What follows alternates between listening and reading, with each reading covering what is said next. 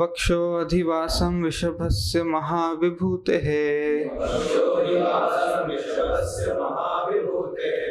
पुंसां मनोनयन निवृत्तिम् आदधानम् कंठं च कौस्तुभमणेरधिभूषणार्थम् कुर्यान् मनस्य अखिल लोक नमस्कृतस्य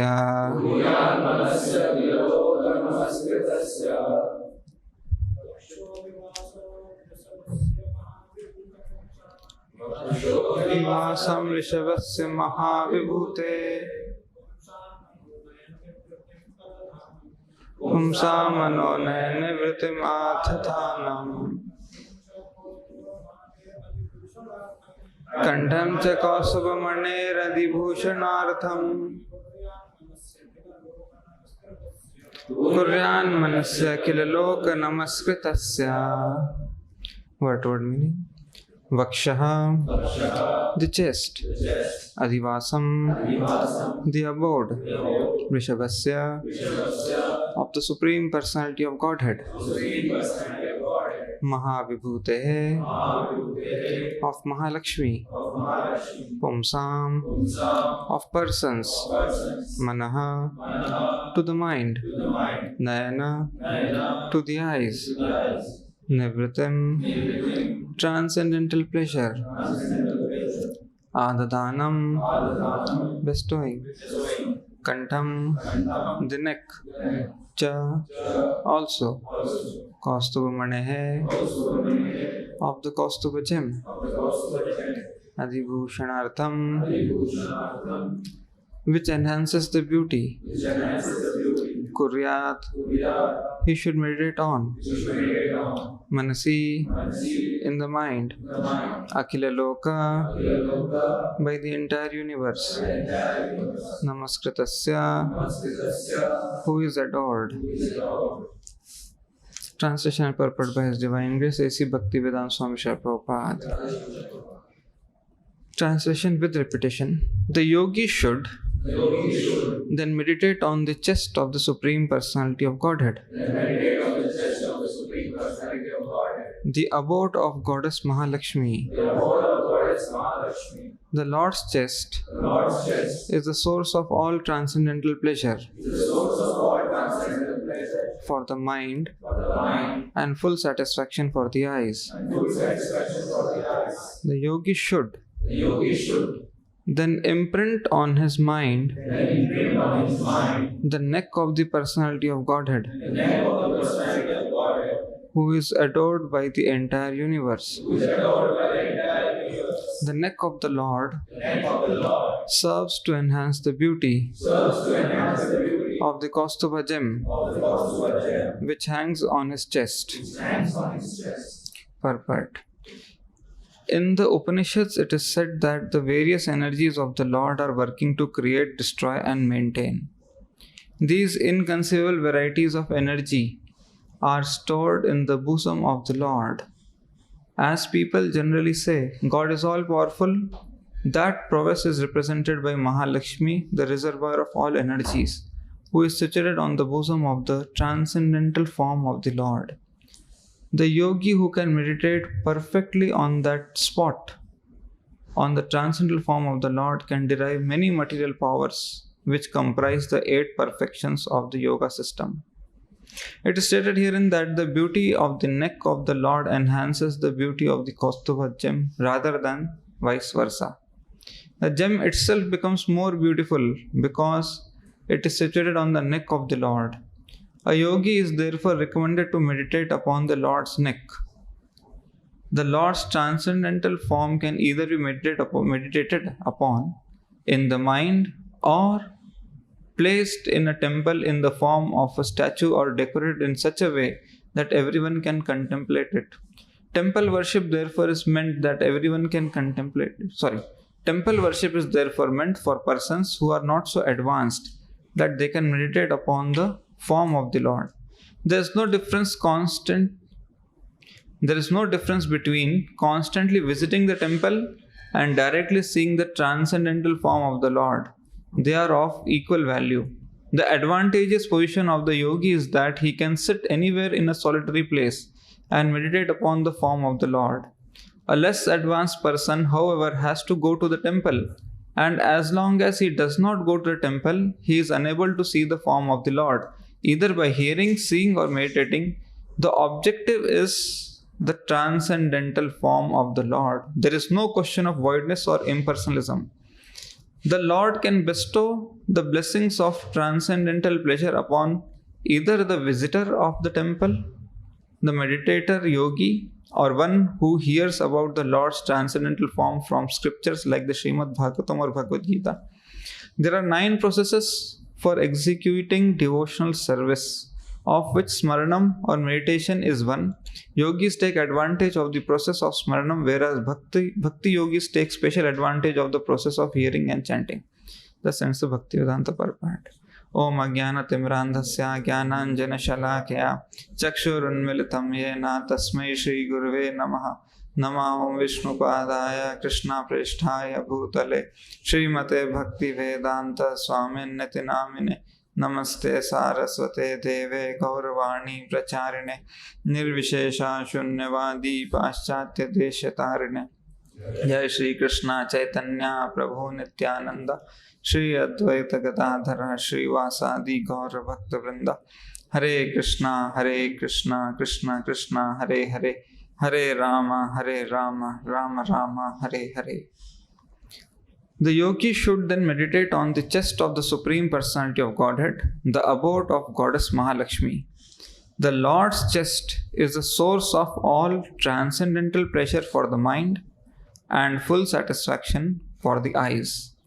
The yogi should then imprint on his mind the neck of the Personality of Godhead, who is adored by the entire universe.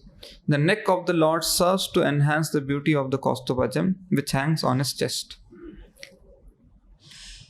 So, going further about the meditation on the form of the Lord.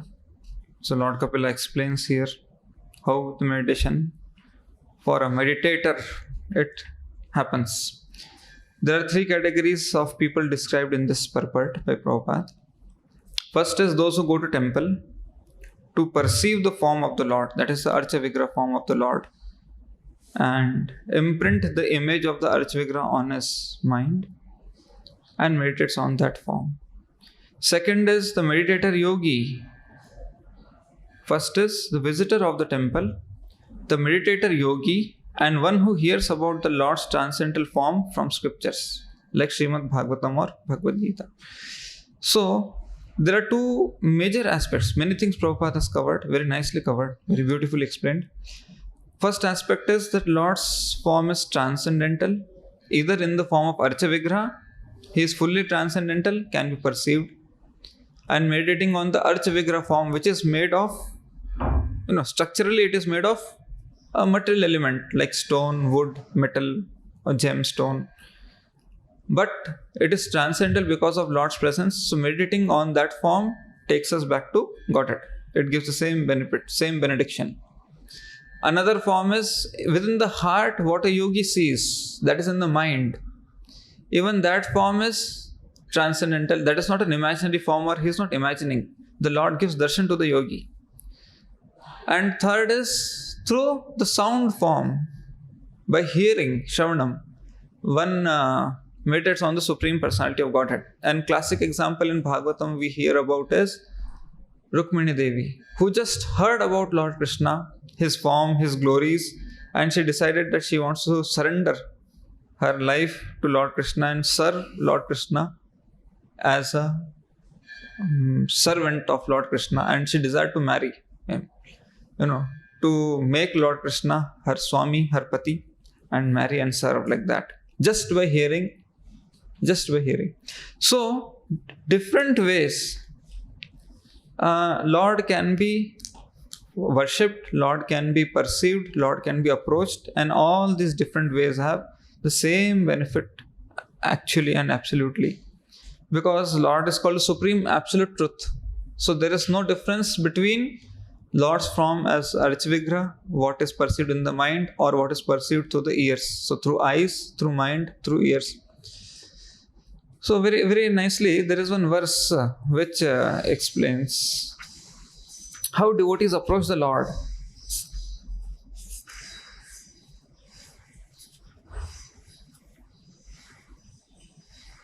So this verse in Bhagavad Gita, where Lord explains, those who are free from anger and material desires, there is 5th chapter, 26th verse, who are self-realized, self-disciplined, and constantly endeavoring for perfection, are assured of liberation in the Supreme in the very near future. So here very interesting word used by Lord is self-disciplined and constantly endeavoring for perfection.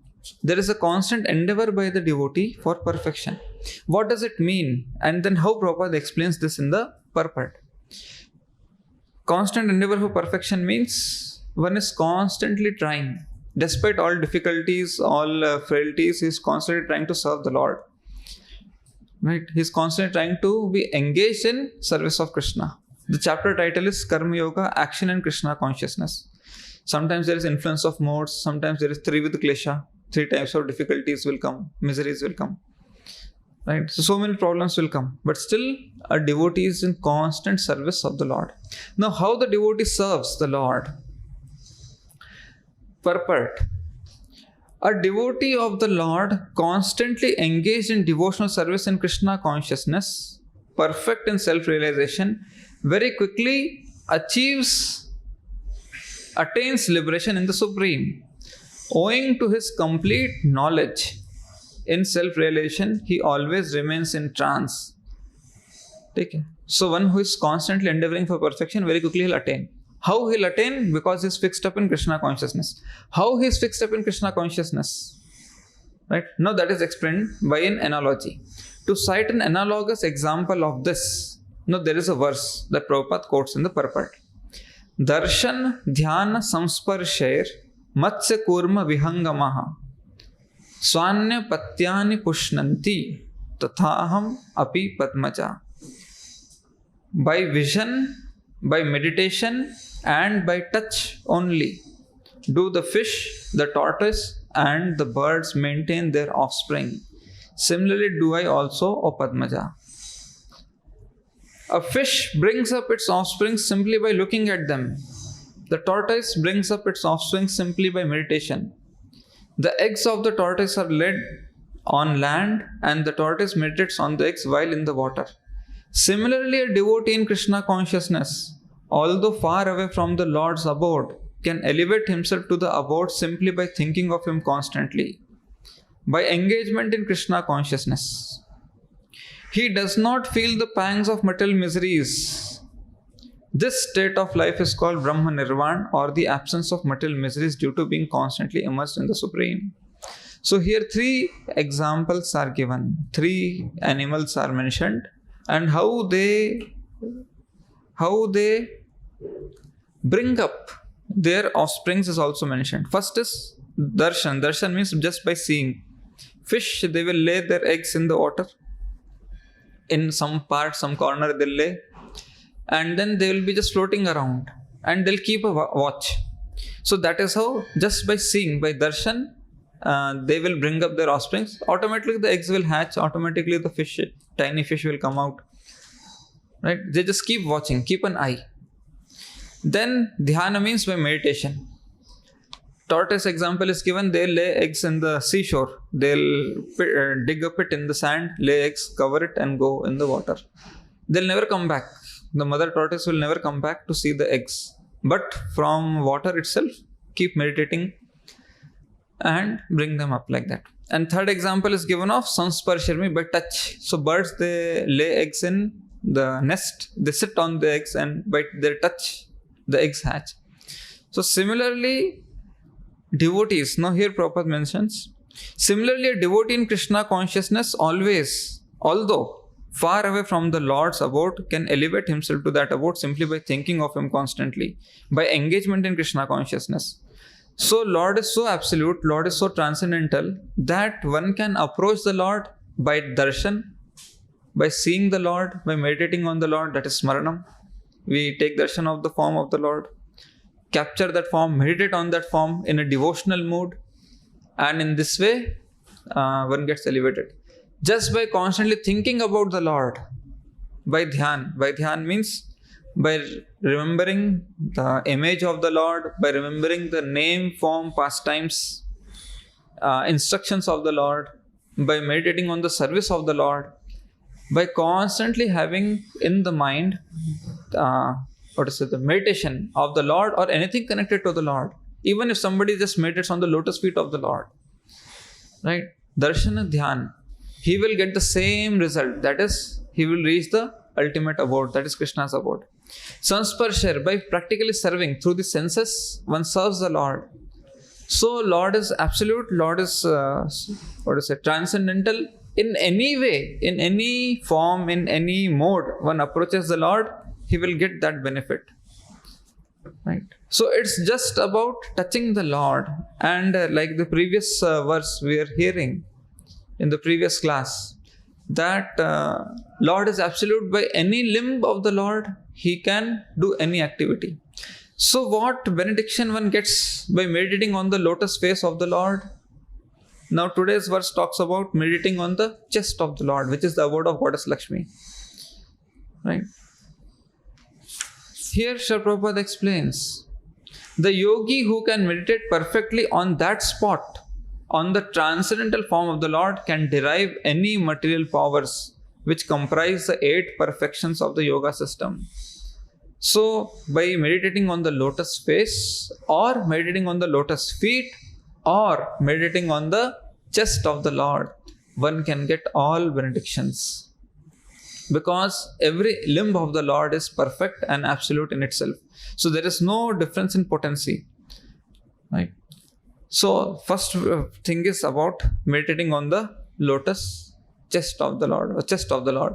And next is about meditating on the neck, who is adored by the entire universe. So in this way, Srila Prabhupada is explaining how Lord is absolute, and approaching Lord in any form, somehow or the other. If somebody approaches the transcendental form of the Lord, he gets complete benefit. Right? Because Lord Krishna says in Bhagavad Gita in 10th chapter, that Arjuna has asked one question. The question by Arjuna is, in what all forms can I meditate on you? And in this material world, how can I meditate on you? Please explain. How should I meditate on you? In what various forms are you to be contemplated, O blessed Lord? This is how Arjuna is asking.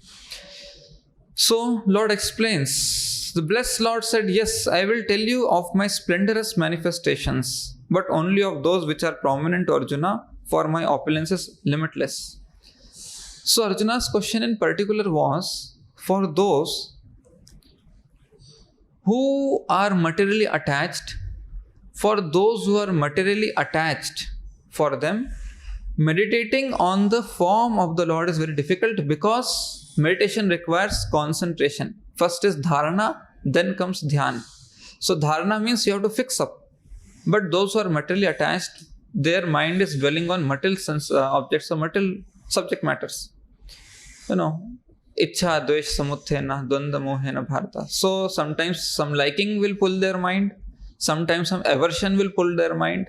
So fixing the mind on the Supreme Lord, the transcendental form of the Supreme Lord, is very difficult. So for benefit of such people who cannot meditate on the Supreme or transcendental form of the Lord, Arjuna is asking, if they are attached to material things, in these material things, how they can see you? Right? So Prabhupada explains in the purport that Arjuna, for him, there is no difficulty. A common man who has no love for Krishna cannot always think of Krishna. Therefore, he has to think materially. Arjuna is considering the mode of thinking of the materialistic persons in this world. Because materialists cannot understand Krishna spiritually, they are advised to concentrate the mind on physical things and try to see how Krishna is manifested by physical representations. So materially attached people are directed that, okay, you are attached to material things. You see these material things, and behind these material things, how Krishna is present. In this way, you will learn to see Krishna everywhere. Slowly, when you are habituated to seeing Krishna everywhere, then it will not be difficult for you to meditate on the transcendental form of Krishna. This is the approach. And this is the intention of Arjuna in asking the questions. So Lord explains his vibhutis.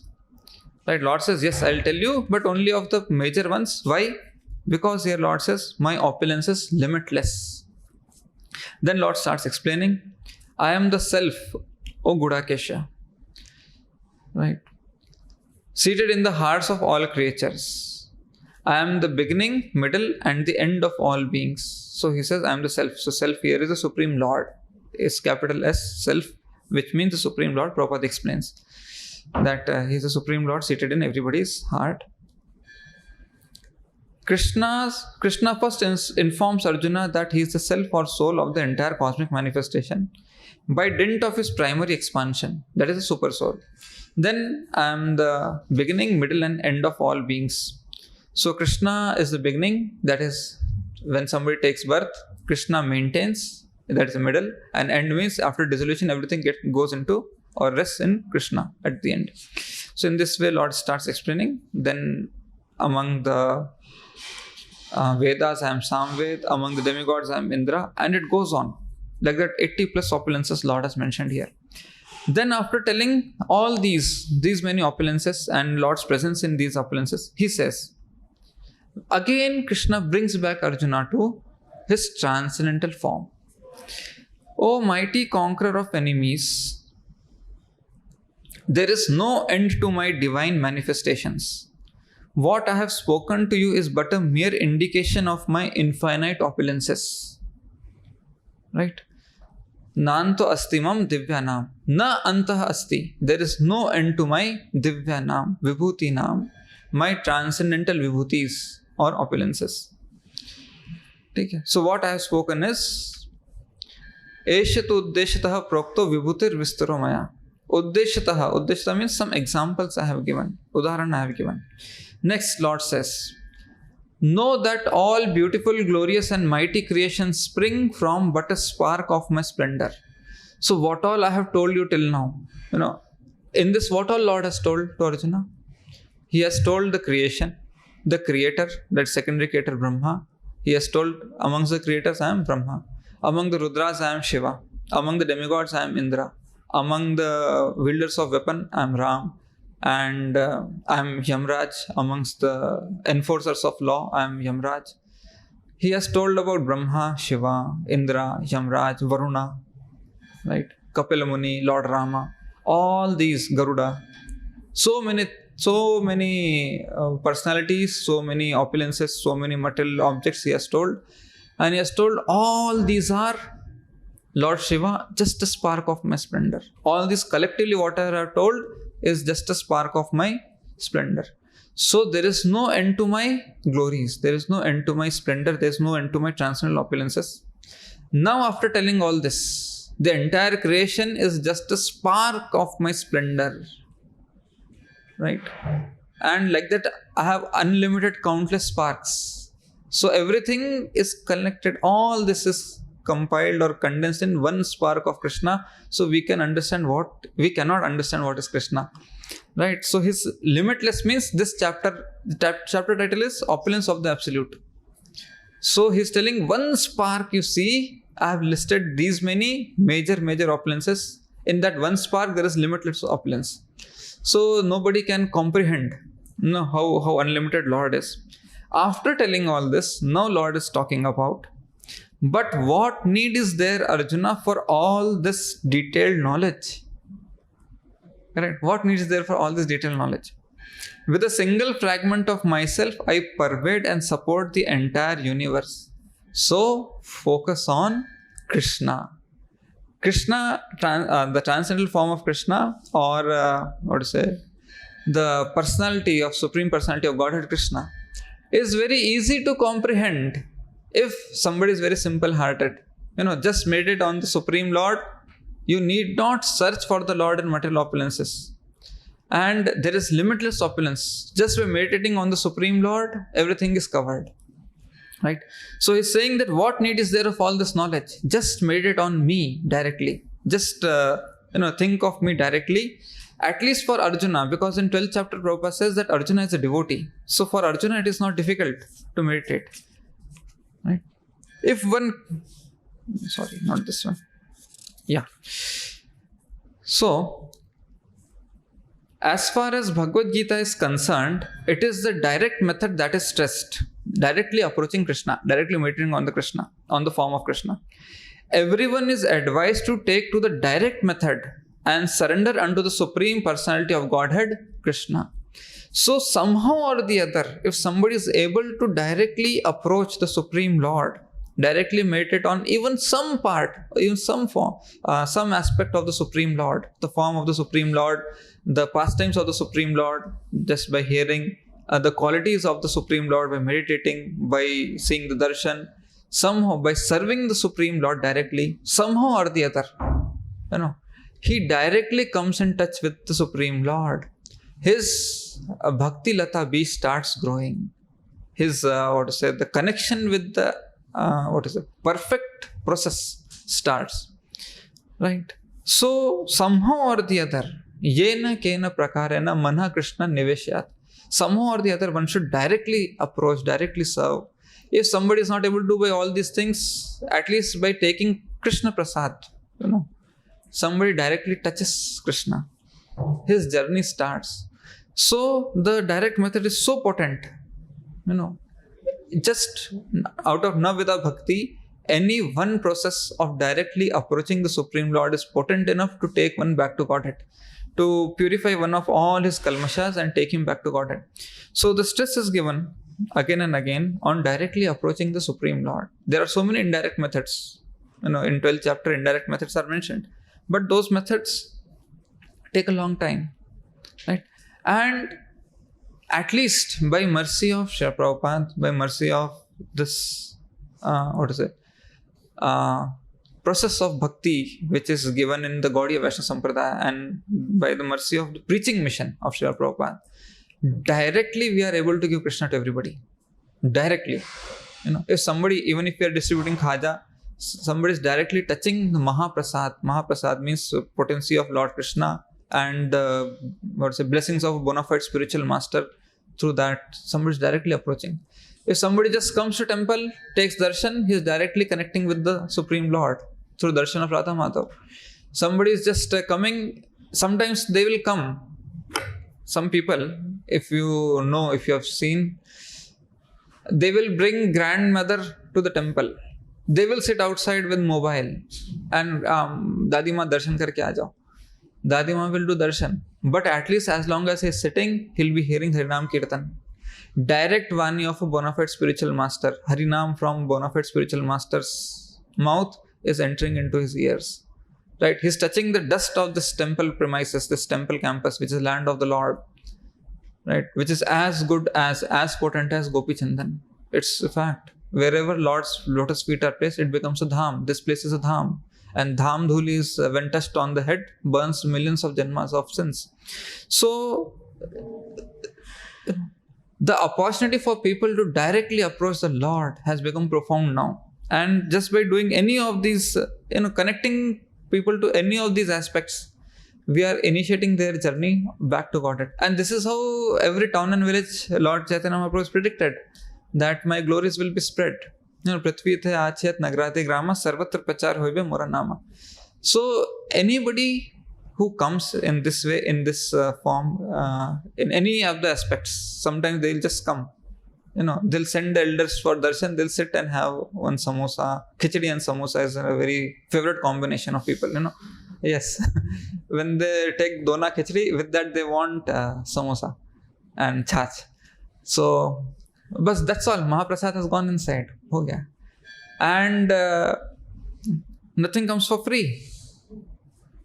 If they are taking mercy of Lord like this, then Lord is booking their name for next seva. If not in this birth, at least next birth. Next generation will go and collect from them. They will not even know why I'm donating. But Lord knows, he has eaten a lot of khichdi here. So I have to extract. Actually, if you see Bhagavad Gita, nothing is for free. I'll just read 2-3 shlokas before we end. Nothing is for free actually, So we think, people come and Bhagwan, please dekh lena. Aisa nahi dekhte Bhagwan. See, here Lord says, Yogakshemam vahamyam, I'll provide. So we give confidence to people. No, Bhagwan hai, Bhagwan sab dekh lenge, bilkul karenge. Yes, it's a fact. He says, to them I carry what they lack and preserve what they have. To them I carry what they lack and preserve what they have. To whom? But those who worship me with devotion, meditating on my transcendental form. Those who worship me with devotion. So first, Lord is asking investment. Worship me with devotion, correct? And meditate on my transcendental form. Then I will give. First you give, then I will give. Correct? Then again, Sarva Dharman Parityajya Mam Ekam Sharanam Vraja. First you give, surrender. Then Aham Tvam Sarva Papebhyo Moksheshyami Mashucha. Then I will give. Correct? Then another 58th verse of 18th chapter. Mat chitta sarva durgani mat prasada tarishyasi. Mat prasada tarishyasi. I'll take you across. When mat chitta, first you become conscious of me, obey me, do as I say, then I will take you across, or I'll cross over all the material obstacles in this world, Krishna says. So everywhere, wherever Krishna has granted a benediction, there Krishna has put a condition of surrender or obedience. Right? So somebody thinks that I'll freely get mercy of Krishna. That is not possible. He has to render some devotional service. So, we think we are cultivating. Actually, Lord is cultivating. Right? Everybody cannot approach the Lord in the same birth, because to approach the Supreme Lord, to surrender to Supreme Lord, it takes, what is the shloka that says determination in devotional service? 7th chapter. Esham tvanta gatam papam jananam punya karmanam te dvanda moha nirmukta bhajante mam dhridavrata. Dhridavrata bhakti, determination bhakti will come when you are absolved of all your sins. All your sins are burnt. First. And second, antagatam papam, and you have done many pious activities. Jananam punya karmanam. So these pious activities are the spiritual credit or merit. Then the determination comes. So this is a cultivation done by Lord. That somebody just comes and hears holy name. His sins are burning for free. His sins are burning for free. But Lord will pull him, if not in this birth, next birth in his service. Somebody is having prasadam, somebody is having darshan. Right? So these are the purificatory benedictions given by Lord to purify the jiva and bring him back to his service. And we are instruments. We are also a benefactor of that, a beneficiary of that. And we are also an instrument in spreading this. So directly bringing anybody through darshan, dhyana, samsparshar, any form, matsakurma, vihangama, any form, somebody comes directly to service of Lord, his life becomes glorious. So somebody is attracted so sometimes people come to temple, I am attracted to the festivals of the Lord. Very grand, very gorgeous festivals you do. So I just come for that. He is attracted by the beauty of the Lord. He is attracted by the grandeur of the Lord. Right? He has come for the Lord. His journey begins. Just by that attraction. Sometimes some people say, I used to come for khichdi alone. Even those in folk. Sometimes we hear devotees when they join, we ask them, please tell your beginning journey in few words. So most of the time I used to go to that folk center just for nice prasadam. Sunday हमारे mess में खाना नहीं बनता था, तो हम वहाँ पे खाने जाते थे. Right? और friends को भी used to take friends की free में इतना अच्छा खाना मिलता है, So it was not free. Now you see.